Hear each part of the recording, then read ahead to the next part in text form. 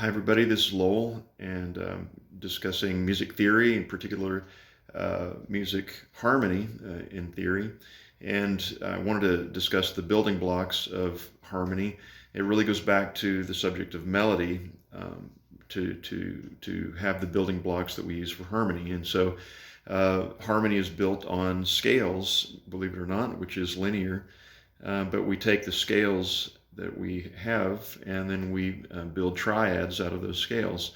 And so I wanted to just very briefly give a simplistic overview of how scales work for those of you who are a little bit less familiar with music theory. And so we've already talked about, when we're discussing melody, that there's 12 notes that we have to work with. Inside of an octave, and in equal temperament scales that we have in our Western music making, each octave is identical. It's just octaves can be lower or higher, but the same distance between each 12 notes exists. And so the things that I'm going to show you can function in each of these 12 note tonal centers, which are keys. And so we have C major, which has no sharps and no flats, in other words, no black notes. And here's an example of the major scale in C major. Those 8 notes, and that's what we call diatonic. And we've covered this before in discussing melody, but there's 2 different systems. One is diatonic and one is chromatic. And so when we're talking about keys, we're talking about diatonic. And the word dia means day. And so we basically get this from the days of the week. There's 7 days in a week, and so there's 7 notes in the scale. And so you have C major, which is what I just played, but then you have a note, the same scalar relationships. In other words, there's whole steps for all of these different intervals in the scale, except for 2 places, and that's between number 3 and 4 and number 7 and 8. And so we have a whole step here between 1 and 2, a whole step between 2 and 3, and then a half step between 3 and 4, and then a whole step between 4 and 5. Whole step 5 and 6, 6 and 7 whole step, 7 and 8 half step. So that's a really important thing to remember in theory, is that in a major scale there's the half step is between 3 and 4 and 7 and 8. And so the relationship in that scale between the half steps and the whole steps is the exact same ratio and relationship, rather, for all the other major scales. And so you have a major scale starting on this note, which can be called D flat or C sharp. You have a major scale starting on this note, which can be D major, and then here's D sharp or E flat. And so you have 12 different versions of this major scale that I just showed you. So from the major scales, we derive our chords, and I'm going to lower the, raise the octave, I think. Yeah.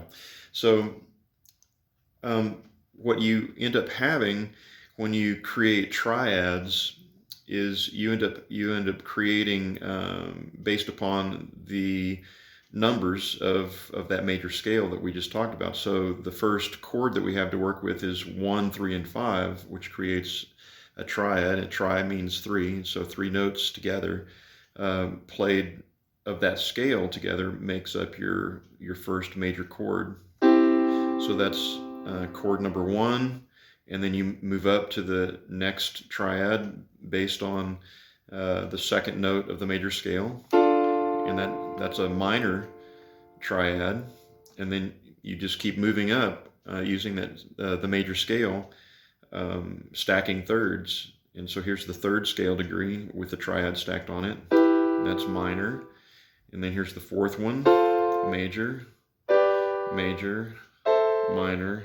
Here's the weird one, diminished, and then we're back to the first scale degree. All right, so when we're talking about harmony, and most harmony in pop music uses what I just showed you, and predominantly 1, 4, and 5, which are majors. And so you have, just to review, you have 1 is major, 2 is minor, 3 is minor, 4 is major, 5 is major, 6 is minor, 7th is diminished, and then back to 1. And so to create a harmonic progression, a typical harmonic progression, very simplistically, is 1, 4, and 5. So 1, 4, 5, 1. And so a lot of times you'll end up getting other harmonic progressions that are a little bit more complex. Here's a slightly more complex one, which is very common and is used all the time, is 2, 5, 1.